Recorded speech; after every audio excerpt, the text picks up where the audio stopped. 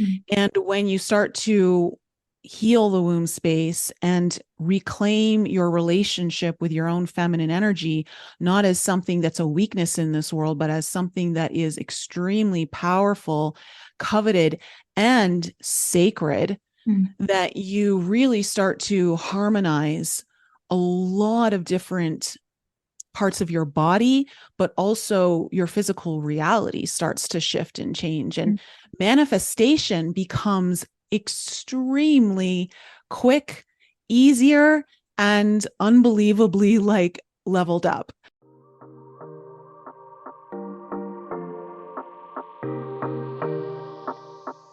I'm Rachel, and you're listening to the Owning Your Sexual Self podcast.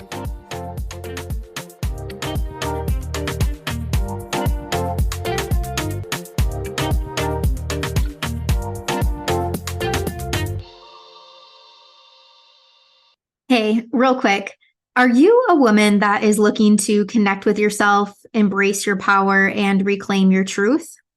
If the answer is yes, then I have the perfect experience for you. If you haven't yet heard, I am hosting my first ever women's retreat in Tampa, Florida in October this year. October 12th through the 15th. You can join me in the beautiful Tampa area.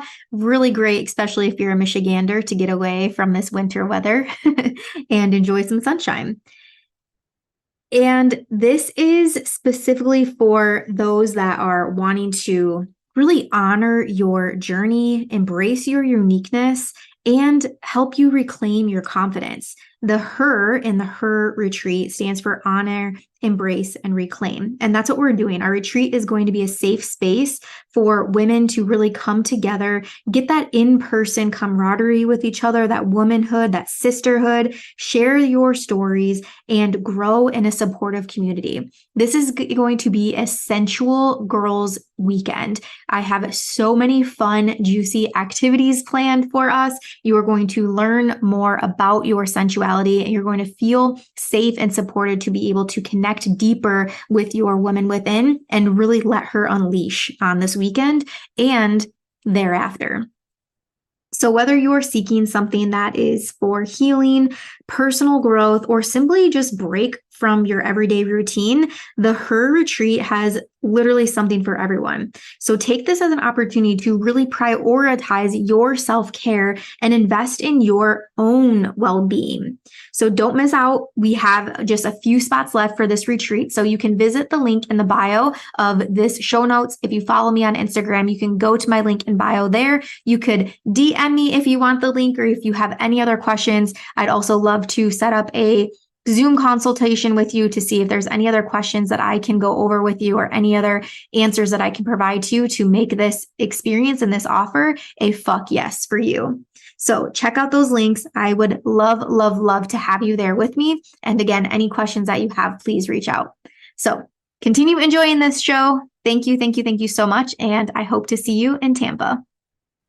Hello, and welcome back for another episode. Thank you, thank you, thank you all for continuing to listen to this podcast. Literally, I could not be more thankful and grateful for each and every one of you. So thank you so much for being here. We have on a guest today, Nicole Frolick, all the way from Mountain Time. So I'm excited to have her on the show today. She reached out to me through email, must have came across the podcast somehow, some way, and said, I think I would be a great guest for you to have on the show. And immediately when I saw the content and the ideas that she had for the show, I thought, yes, let's have her on, because these are things that we have not really tapped deeply into. So we are talking through womb healing and inner child work with Nicole today. So before she jumps on here, I want to read you her bio, because I'm very, very excited to be able to connect with her today. And just thinking through, inner child work and womb healing, this is work that I get to do with my one-on-one clients. And so I'm really excited to have a different perspective and a different voice behind this work, such as Nicole, to really just shed some light on what this type of work even looks like. So let me tell you about Nicole. So Nicole is a practical mystic, experienced in intuitive life coaching, inner child healing, and the reclamation of one's secret self, a process that uncovers the hidden and yet most valuable strengths, talents, and untapped purpose of the soul. With over 25 years of experience in the realm of healing the mind, body, and soul connections, Nicole acts as a surrogate siren that co-captains your soul through a deep psychic descent into the uncharted waters of the unconscious mind. Using ceremonial and intuitive methods through unique meditative experiences, she guides her clients through the shadows of their pain so that they may rebirth themselves and emerge as their most authentic selves on the greatest path to their destiny. I literally have goosebumps even thinking about this. Holy cow. She is also the host of the Enlighten Up podcast. She promotes weekly episodes with this. She's the founder of the Forbidden Journey, which is a premium coaching program, and has produced over 40 guided meditations and offers a variety of online courses through her Alchemy Academy, designed to help you deepen your intuitive abilities, heal your inner child, harmonize your masculine and feminine energies, and advance your growth for linear development into quantum leaps that are logarithmic in nature. So I think she's here in the waiting room, so let's let her in. And I'm already thinking and knowing that I'm going to absolutely adore this woman. So let's do it. All right, Nicole is here, everyone. And I said she's from Mountain Time, and I found out she's from one of my wannabe go-to places, which is Denver. So hello, Nicole. Thank you so much for coming on to the show today. Hi, Rachel. Thank you so much for having me. Yes, as soon as I was saying, as your podcasting person reached out and said, "Hey, I think that Nicole would make a great guest on your show. Here are the things that she can talk about." I was like, "Yes, we need to have her on the show. We need an episode that is specifically honed in on these topics." And I know you also dabble in some plant medicine, and so yes, again, invitation to go there if we need to. That's something that I definitely enjoy too. So, tell us about tell us about you, wherever you want to start. Let us know a little bit about you. Oh gosh. Well, I've kind of been on this healing journey for over 25 years. It started when I was 20. And I would say that a lot of I should say my journey really probably started around the age of 16 when I did an exchange program, student exchange program in Switzerland for 3 months. And the reason being is because the ability to travel at that age into a bunch of different countries, went to Germany, Italy, France, all over Switzerland. And that really opened my eyes to how much I enjoyed learning from other cultures, meeting different people, just the different ways of life that were kind of all the different perspectives. And when I got home, I promised myself that I would always be traveling to explore. And that was probably one of the major catalysts for guiding a lot of my decisions down the road. My healing journey started at 20 when I discovered that I got a call. I had been with a boyfriend for 2 years and we broke up, and he was my first sexual partner. Mm-hmm. And I had contracted HPV. And of course, back then, mm-hmm. there was no vaccine or anything like that. There was no real there wasn't real a lot of information like there is now, where now it's like, I think 75% of people have it. Mm-hmm. But back then, she basically instilled in me the fear of cancer and that this is something you'll never be able to get rid of. And I felt so tarnished from that. Like I felt so, I don't know, stained, and like there's this permanent blotch on me. And I approached a naturopath that her information came to me in a very synchronistic way. And I was guided to reach out to her. And she became very instrumental in a lot of my spiritual journey. Once I met her, she was like, well, we're going to heal this really quickly because it's just a virus. And all we need to do is find out why your body's holding on to it. Viruses are meant to come in and come out of your body. So we did a lot of past life regression. We went into past lives, found out why I was holding on to it, which one of the past lives I had wanted to keep men at bay. And so this was kind of carried over into this lifetime where this was one of my ways of kind of keeping men away from me, which later in life, into my 40s, I recalled being sexually abused when I was a child.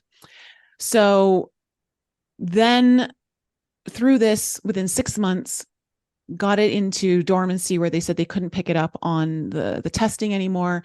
And so this kind of started a whole journey around my own fertility and just my own reproductive area.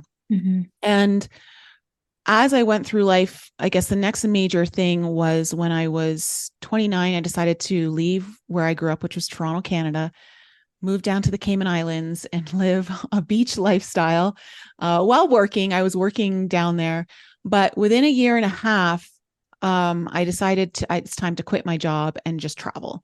And so I took a 1.5 year sabbatical and I started backpacking by myself, and I started in Costa Rica. And it was there that a really deep spiritual awakening began for me. And it was this exploration of my mental limitations, my physical limitations. I had a huge experience in a 10-day Vipassana meditation, silent meditation retreat. Mm-hmm. And as I kind of went through all that 1 year, year and a half is where I gained a lot of my coaching fundamental principles and everything that I work with today. But my whole journey has been about experiencing things for myself, learning things through my own process, what kind of comes up, listening to the inner voice, how I'm being guided. And so when I finally moved here to Denver in my late 30s, I was guided to start inner child work. Mm-hmm. And through the inner child work, I was just told, just start meditating with your inner child. And I said, oh, okay. So meditation to me has always come really easily. Like, I'm a very strong visual person. And in my meditation, I would meet up with her in the forest, which was my safe place. I loved that as a child.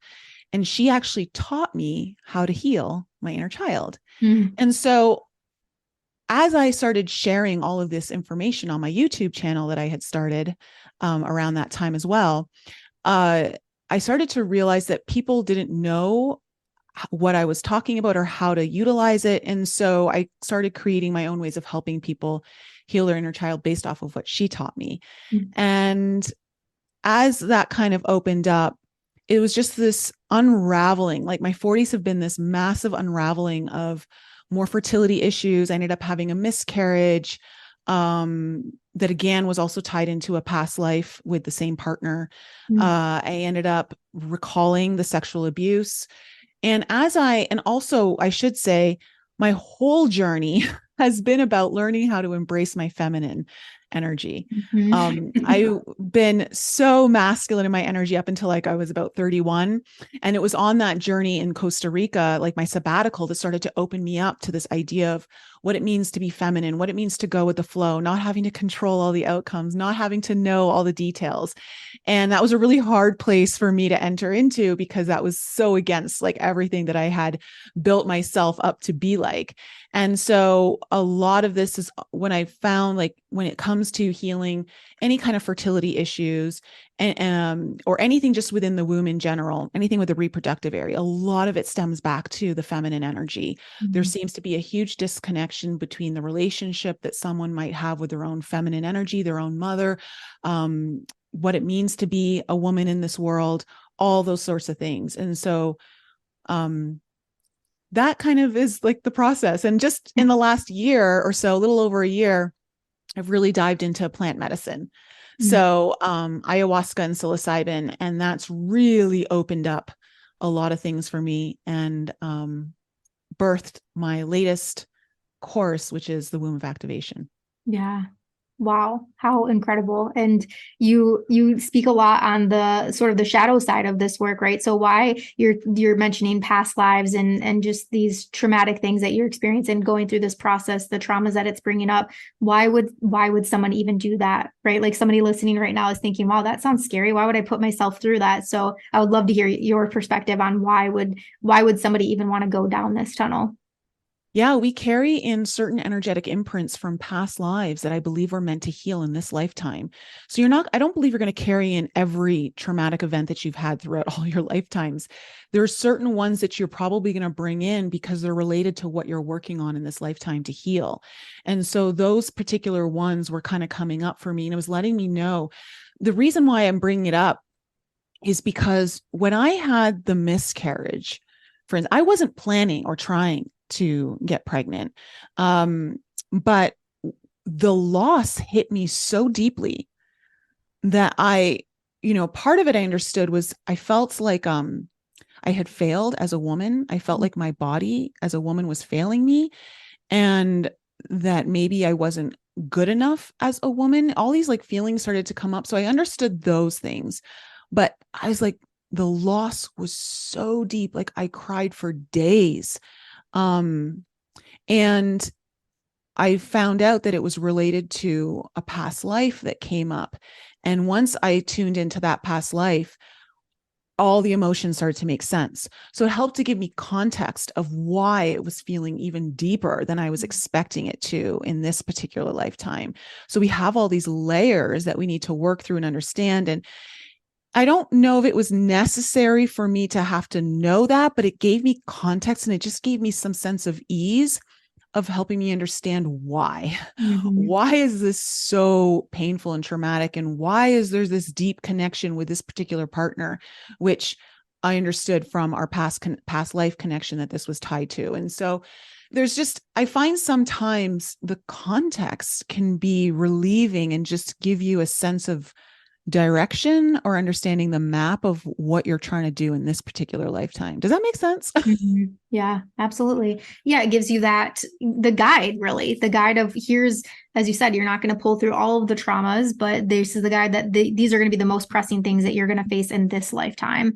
And Mm-hmm. these are the things that deserve your attention right now. And I'm sure you can relate to it when you're going on these different journeys and experimenting with ayahuasca, plant medicine, all of that. I feel that the medicines show us what we're meant to see in that moment. They're not just going to unleash on us and share all of these things, right? Like I feel like it's very intentional what comes through during those experiences, and it kind of gives us like those little bite-sized pieces of, okay, this is my next step, this is what's coming through, or this is what I took from that experience, and this is Yeah, what I'm going to run with. I agree. I agree completely.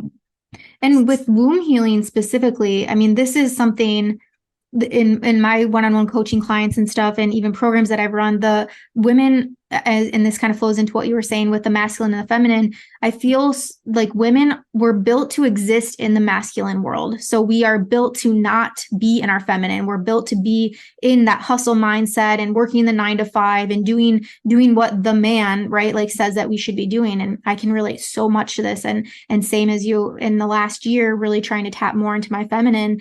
It has been such a challenge because that hustle, that grind, that go energy is what got me to the success that I've been living, right? And then I feel like I just threw a wrench in it and was like, I'm going to be in my flow and I'm going to relax and I'm going to meditate and I'm going to buy these crystals and do all these things, start taking psilocybin. And it was like, ha, like, who do you think you are? No, that's kind of what I felt. And it's been such a learning process. But back to the womb healing specifically, so often I'm finding women that don't have that connection to their femininity, don't have that connection to their womb, their yoni, their female genitalia, however they refer to that. And there's so much power behind taking that power back and creating that relationship. So I know you've been doing this for quite some time. So can you speak to that? Like, what is this process like for people that engage in this womb healing? Well, it'll obviously vary depending on like the level of trauma that you're working through. But it's so beautiful, as dark and as uncomfortable as it will likely be, because there's usually a lot of shame attached Mm-hmm. to the healing process. I find it to be very beautiful, especially when you start to emerge on the other side and you're kind of almost rebirthing yourself through literally your own womb space. I found that there's so much power behind the goddess energy. Mm-hmm. And you're right. I would say that I would say that we're not necessarily built to be more like men in this world, but we're certainly encouraged and we're certainly programmed. Mhm. And it's having to undo all of that. But that's okay. That's part of why we're here. And that's part of the process, is that it's all set up that way so that we can learn all these things. Mhm. And for me, the womb healing really came through, like kind of really leveled up for me when I took this, my own mushroom journey. So I work with psilocybin, and um, what I found is that as I, of course, went through a lot of my deeper healing, and as I started to work more with psilocybin, I was able to get a lot of Kundalini activation. So it was really awakening more of my Kundalini energy, where I was so in love with everything. Like Mhm. this energy gets released from you, and I call it, it's Kundalini, but there's also, like, within the womb, you also hold these goddess codes. And those goddess codes are so unique and powerful to the feminine energy that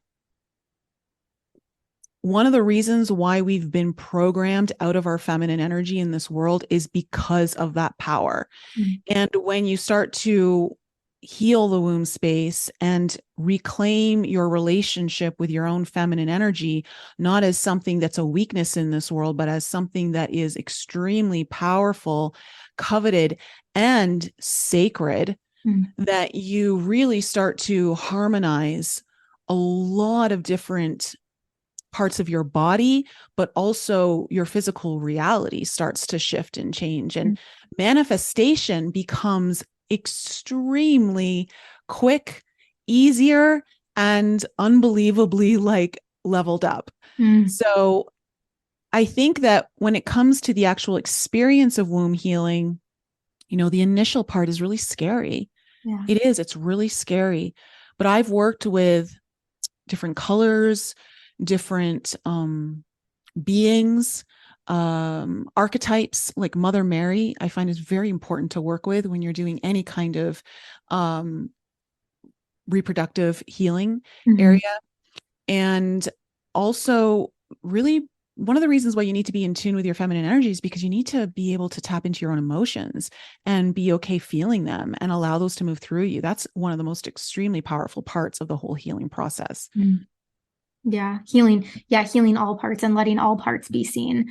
And yeah, often I find that women, we try to hide the parts of ourselves that we don't adore as much or don't embrace as much.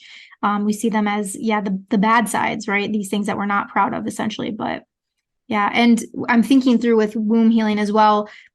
Is it possible, you mentioned on past lives, but is it possible that we also carry through traumas that our mother and our grandmother and so on and so forth, like we're carrying through those traumas as well? So in this work, part of the healing could also be healing something that maybe not even directly happened to you. Is that correct?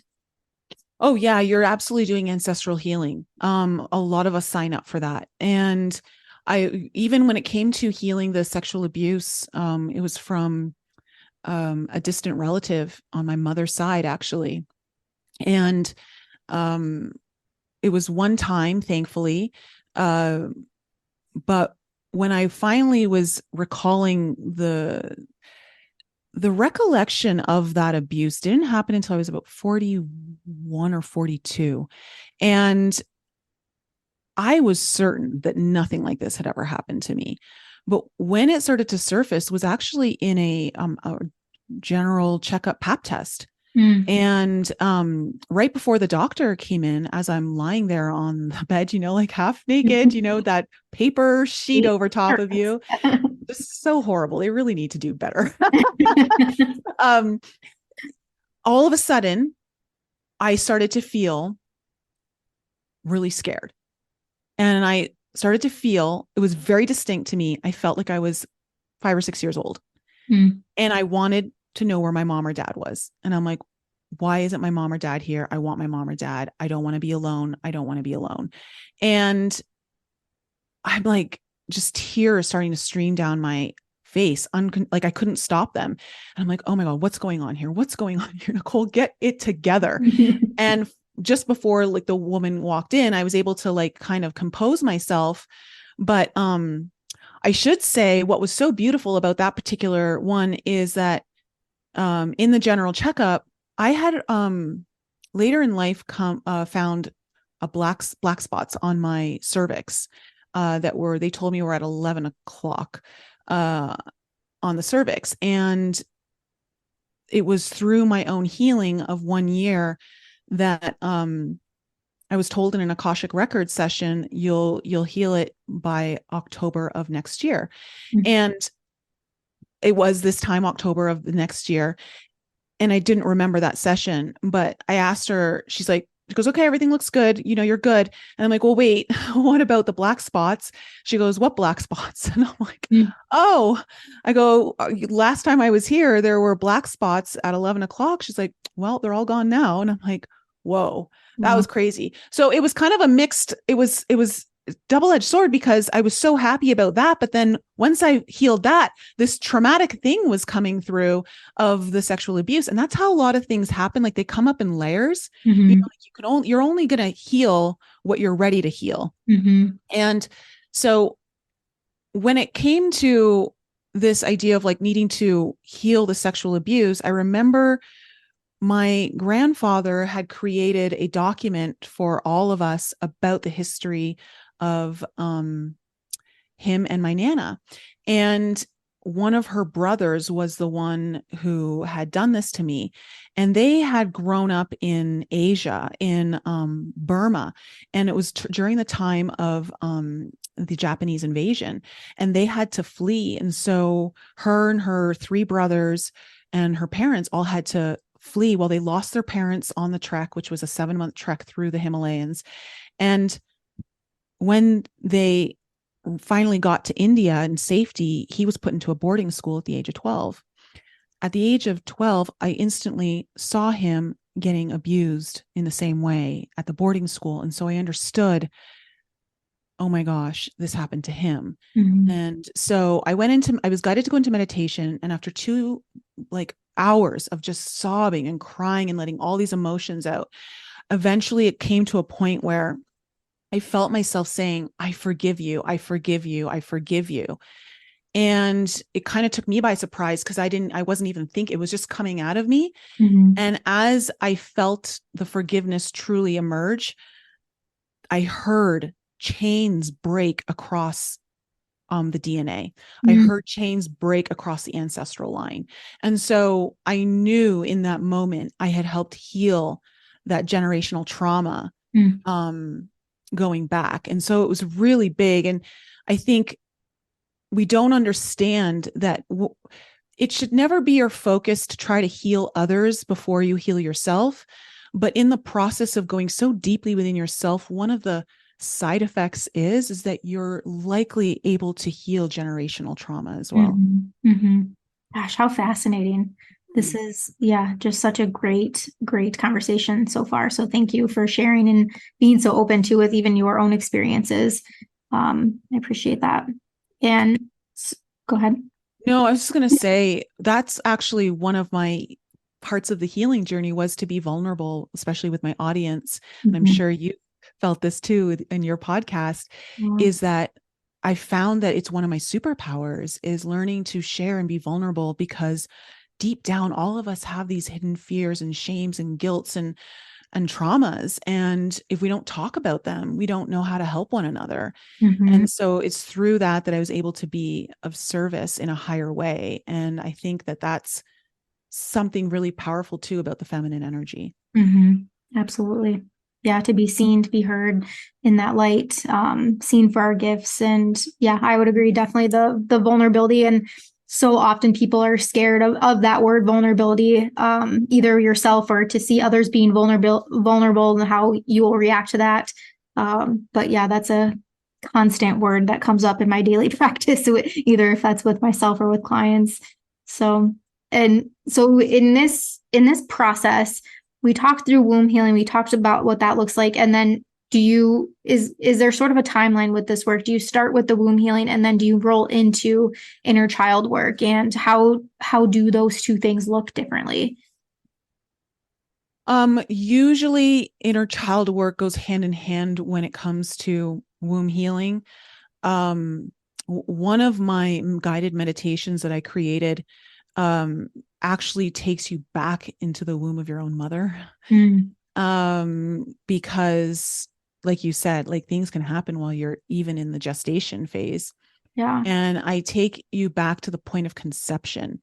And I get you to do so by using your own womb space as a surrogate for, your mom's womb, right? So you're kind of healing your mom, all of that at the same time. And so there's an overlap there, but I find that you definitely are going to heal. You're not just going to have trauma in your childhood. You're likely going to have trauma as an adult to some degree. But the stuff as a child, though, becomes the strongest. It's like when you can get to the root issue, you almost create a ripple effect into your own timeline of healing that starts to even take away the power of the adult trauma. It doesn't have the same potency. So Mm, if you can go back into inner child work, then that's important. So for instance, a lot of women will have a disconnected relationship with their own feminine energy, usually because of something that's happened in childhood. And it doesn't have to be super traumatic. It mm, can just be from like maybe observing the relationship of your mother and your father, or noticing, like for me, I noticed, wow, my father has a lot more power than my mom, and she has to ask him for money, like it was just the dynamic of how they had set up their marriage. And I was witness to it, and I was like, that's never going to happen to me. And then I started to notice in the world that, wow, men get preferential treatment. And so I was like, I need to be more like a man, if I'm going to be successful. And like all these things just start coming in. And so I was like, wow, being a woman is weak. Wow, being a woman is a lower status. Like you just start to feel, and you just want to disconnect from it. Right. So it doesn't even have to be super traumatic, but there's all these different programs. However, a lot of it did stem, there were some deeper wounds. And when you start to work through that, they come up. mhm. Mm. And you said for inner child work, if somebody was wanting to get into this, just starting to meditate with your inner child. So that looks like, please explain like what exactly Yeah. call forth for that. So this is the biggest hurdle. This is the biggest hurdle that I have encountered with clients, is they don't know how to connect to their inner child. Mhm, Like they try and they don't know if they're doing it right. They don't know like what they're supposed to feel. They don't know what they're supposed to see. They just don't know. mhm, And so what I will do with each client, usually in the very first inner child session, is take them through a guided journey of reconnection to their inner child. I have a course on reconnecting with your inner child. And in that I've got a created meditation in there. It's probably one of my most cherished meditations I ever created. It was channeled. I channeled it through with my inner child there. mm, And it's so important for anyone out there, if they're going to try to connect to their inner child, that you first you want to choose a space or place to go to in your mind that you felt good and safe at as a kid. mhm, So for me, it was always the forest. I loved exploring through the forest. And so I naturally just chose that place to meet up with my inner child. But before you even bring your inner child in order to make this healing process as powerful as possible, you need to tune into all your different senses, because if your body feels that it's real, your mind's going to believe it's real even more. So what I tend to ask clients first to do, which anyone in your audience can try to do on their own time, is when you choose your place, tune into the environment. Are mm, you outside? And if you are outside, what's the temperature? What time of year is it? Is it summer? Is it winter? Is the sun out? Can you feel the temperature of the air on your skin? Is there a breeze? Are there any scents around that you remember? Can you run your hands across something? Or if you're inside, I'll be like, run your hands across the sofa or across a wall, like, or is there a tree around? Like, are your feet barefoot in the on the beach? Are your feet barefoot in the grass. What does it feel like? Like, just activate every sense that you have, because as soon as you start to feel it in your body, your mind will start to believe that this is happening more. And the reason why this is so important, and I know you're going to understand this, especially from your work with psilocybin, is that one of the reasons why things like psychedelics, like mushrooms, work so well in creating a transformative experience for people is because their senses are completely heightened. Everything is so palpable. You feel everything so much more than you ever would in your normal state. And so when you start to lay down new neural pathways of an experience, they get to lay down even deeper. So as we're trying to recreate new neural pathways for you to open up to how you're going to feel with your inner child, and now we're actually deepening the tracks so that they're not just really shallow. One of the things I heard, this wasn't from me, I saw this on a TikTok. A guy was describing how like mushrooms work on the brain or on the mind. And it's like, if you imagine you're on a ski hill and your mind keeps choosing the tracks that are so deeply engraved. And so no matter if you have a process that you keep falling into mentally, it's because you've been down it so many times that the tracks are now so deep. It's almost like you just fall into it and you can't get out. So what psilocybin does, and what I try to achieve with my clients when I take them through this process, is we create a new snowfall on the mountain so that you can create new tracks and start to deepen those. And so now those old tracks aren't in the way and you're not likely to fall into them. And you get to create these new neural pathways, and deepening the senses helps create them even deeper. So now they're not super shallow. And I think that's like one of the ways that I really help clients to deepen their own healing, deepen the process so that it's not feeling shallow. Like it feels more permanent. It feels like you're making headway and that you're going to see the shifts in your life. Yeah, absolutely. And do you agree, like for somebody to go and on this journey, it is best to have a guide, someone like you, like helping them through this versus doing it solo? So much of me wants to say no. I want to say no, but from what I've experienced with everyone, most people, not everyone, but most people will need a guide to get started. But without doubt, when you start to get to some of the deeper trauma, yes, you absolutely need someone to be there with you. I have not done this all alone on myself. There are times where when I hit my sexual abuse, I needed someone to hold my hand through that. That was way too scary for me to go on alone. It was terrifying for me because at that point I didn't know who it was. I was like, please don't tell me it was my dad. Please don't tell me it was I was so scared that it may have been my father. And so much of me didn't want it to be. I have the best relationship with my dad. And I was just so worried. What if it was him, and so having someone to go through the really deep stuff is essential. And I don't think there's anyone out there who can do it alone, including like myself. Like, it's just, why do it alone too, when you can have someone help you? It's too much trauma. Yeah. Yeah. And having that person there, I would agree, to help you process and to ask the questions, to be able to provide you a different insight to things. That's what I've always appreciated about just even my personal experiences doing a psilocybin trip and a guided experience versus just at home, with my husband and I. And still I try to recreate it as much as I can in terms of the ceremonial space and everything, but it is just a different experience having somebody there to guide you through and support you through. And that is there also to advocate for you and with you. Yeah. And I think like too, what I also noticed when I'm working with clients is all of us have a tendency to not want to see certain things. And so it's the job of the guide or the therapist to bring that into your vision, to bring that into your awareness. And so sometimes I'll ask a client, well, I'm intuitively picking up that like A, B, or C, right? And they're like, yeah, no, I don't really feel that. And I said, oh, okay. And then I'll like mention something. And I said, so this never happened when, when you were a child or whatever. And they're like, oh, well, actually, no, it did.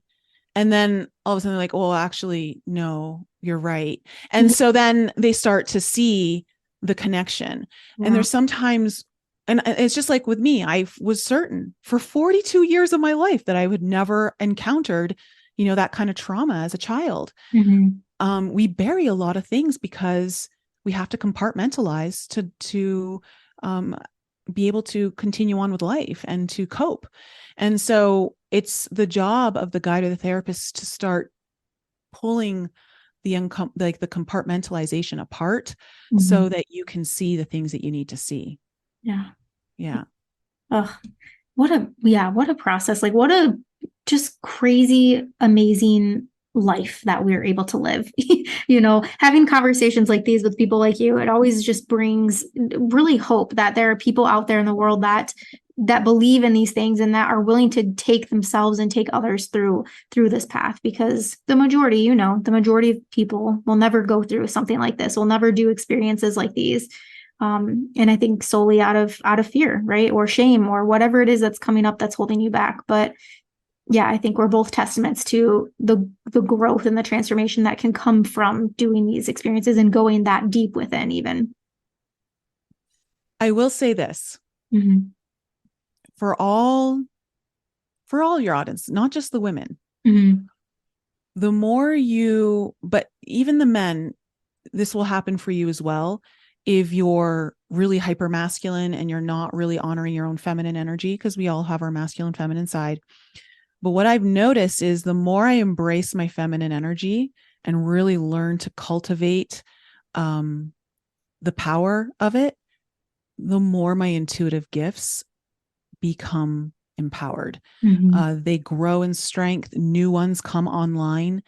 And even just not even just the feminine energy alone, although that's part of it, but just healing in general, Mm-hmm. because you're removing a lot of the mud, okay, and when the mud represents the darkness, okay, all of the shadow, the trauma, the pain, the insecurities, the fears, the anxieties, all of those things, the doubt, the guilt, when you start to heal all that, you start to pull the layers off, and what is truly the part of the light within you starts to really come through and shine. Mm-hmm. And so if there's if anyone is like in your audience wanting to kind of improve their own intuitive abilities, skills, any kind of psychic gifts that they may have, like that is definitely one way of fast tracking. Mm-hmm. Mm-hmm. Mm-hmm. Yeah. Well, I know I'm definitely excited to check out your offerings, courses, and especially your meditation. So, as we're wrapping up here, please tell us how people can find you, get in contact with you if they're wanting to work with you. And I'm assuming you do. Do you work virtually with people too, or is it just in person? Oh, no. I work virtually mostly with people. Yeah, same. So, yeah, they can get in contact with me. You can email me, Nicole@NicoleFrolick.com, or just go over to my website, NicoleFrolick.com. Mhm. And I'm on my social media is my name, Nicole Frolick, everywhere. So it's the same. And I'm on Instagram, TikTok, and YouTube. And then I've also got a podcast as well called Enlighten Up. And that's a weekly podcast that you can find as well. Yes, I'm excited. We'll make sure to link everything in the show notes for people. And when this episode airs, I'll make sure to tag you on socials too to make it easier for people to find you, because you are definitely a gift to this world. So thank you so Oh, much thank for you. this conversation and recording today. I really appreciate it. Thank you. And thank you for doing the work you're doing, because that is important work. The sexual connection is so key to manifestation. It's so Mhm. key, like if I may just really quickly say, the pleasure principle is part of the womb healing, Mhm. and reconnecting with what pleases you and what is so pleasurable, and not just down there, Yeah. but like in all aspects of your life, the way you taste your food, the way you drink your wine, like the way you, Mhm. anything, all those things, when you awaken that part of you, oh my goodness, Yeah. it opens up all manifestation possibilities to you. Yes. Yeah. And the sacral chakra, right? Like all your relationships, your emotion, your creativity, your pleasure, your sensuality, all that. And that's houses all of your womb bits, right? Yes. So, Mm-hmm. yeah. Thank you. Thank you for saying Yeah. that. I appreciate that. Well, thank you for having me on, and thank you for all the work that you're doing. Yeah, absolutely. Thank you so much for listening to today's show. If you loved it, be sure to subscribe so that you never miss an episode. And if you really fucking loved it, make sure to tag me on social media at @TheRachelMain. I'll see you next week.